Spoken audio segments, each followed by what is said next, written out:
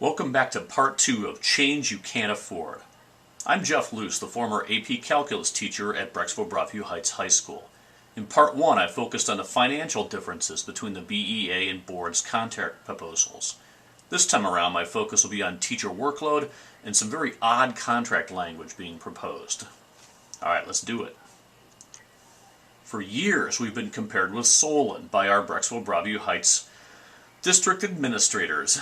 By the way, being compared with Solon is actually an honor for any school system, as Solon is a tremendous district.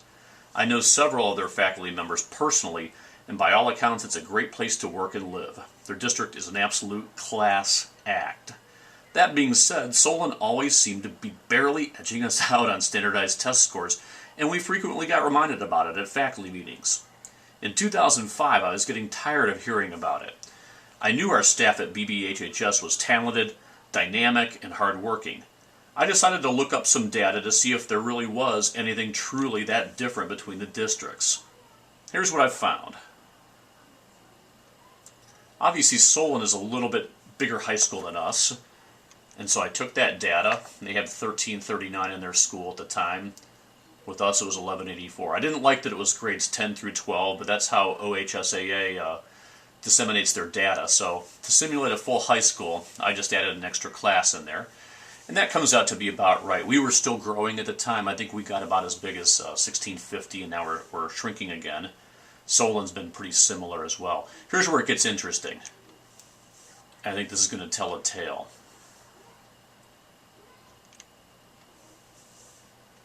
I was shocked by this. Not surprised, but I was shocked at the difference. I didn't think it would be quite as large. Anyone who's worked with a group of young people in any sort of teaching capacity knows that the size of the group matters. Whether you're coaching a rec league soccer team, whether you're a Sunday school teacher, safety town volunteer, Cub Scout den leader, you name it, a group of 10 is much easier to deal with than a group of 20. This becomes even more significant when the progress of your group is published, released, broken down, and analyzed. The fact that we stay as close to Solon as we do really speaks volumes as to how hard our staff works and how much extra time we put in with our students. In almost a quarter century, I've taught and coached in schools that were both rich and poor. My students have come from all different races, backgrounds, and religions. I've been in 4 different districts, 2 different states. The staff at Brecksville-Broadview Heights is easily the best I've ever worked with. And to witness the staff being beaten up in the local papers, trashed in the blogs and posts, despised by many in our own community, and disrespected by our own Board of Education really upsets me. I'm incredibly sick and tired of reading about the 3rd highest average teaching salary in Ohio comment. Through levy failures and educational cutbacks, we have lost our young teachers. What happens to an average of a group of data when the lowest numbers are removed? Well, of course it shoots way up.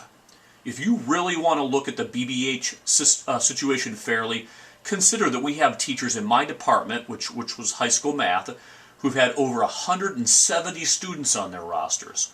My personal high has been 178. Show me a high school in any other district that even comes close to that. We teach 6 classes at the high school level in our district, while most high school teachers in Northeast Ohio only have 5. Brecksville-Broadview Heights ranks 22nd out of 31 in the county for the per pupil expenses. Much of the credit for this goes to overloading classes.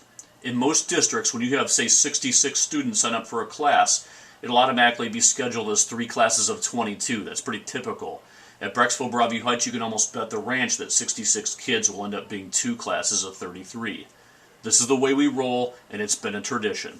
So in summary, we've been losing colleagues we care about, taking pay freezes, insurance concessions, and working so hard that many of us don't even eat lunch at work anymore or even socialize with each other. All the while, we watch our state ranking and average pay climb the charts and get to listen to people complain about how overpaid we are and how unreasonable we're being. Come on, people, a 3-year pay freeze with a 5% increase in medical is unreasonable? Take a look around. I used Solon.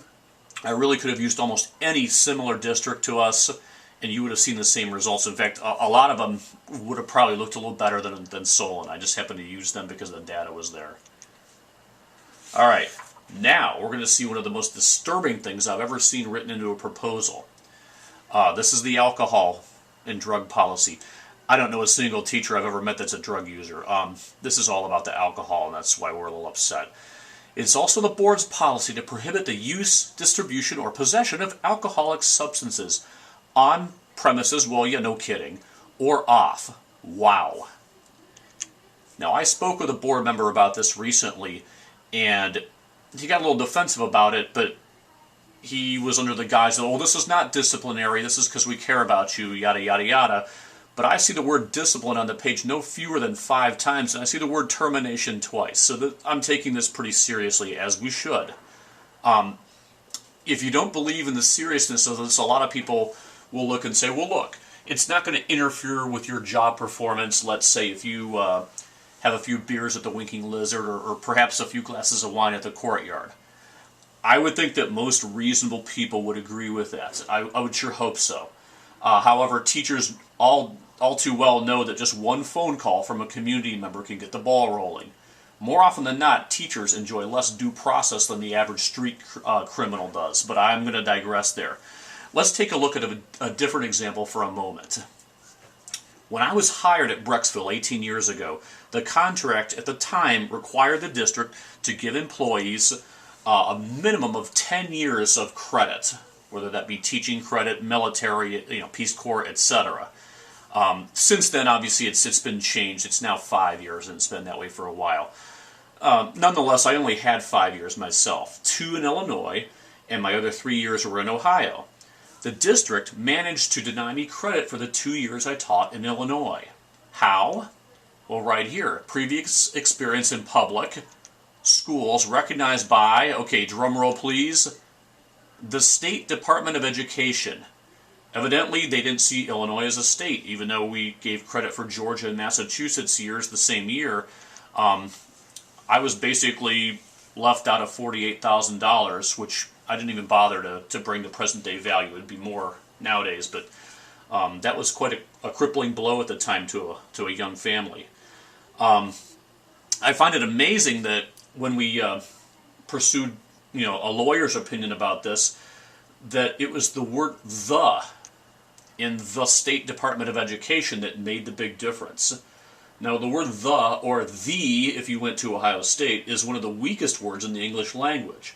Yet our board was able to use this tiny word to effectively banish the state of Illinois from the Union and subsequently keep me and my family from earning said $48,000 that contractually should have been mine. Illinois is a great state, by the way. It's produced some amazing people. Our current president hails from the state, as well as some of the greatest leaders our country has ever known. Ulysses S. Grant and that other guy. If you don't recognize them, maybe now, board and community, you might. Even Ronald Reagan, although he was elected out of California, born and bred in Illinois, went to Eureka College. If the word "the" can discount all this, you can only imagine what well-written, clear language can do to teachers in our district. It's a frightening proposition, and I think the thing that is really kind of surprising is this is already covered.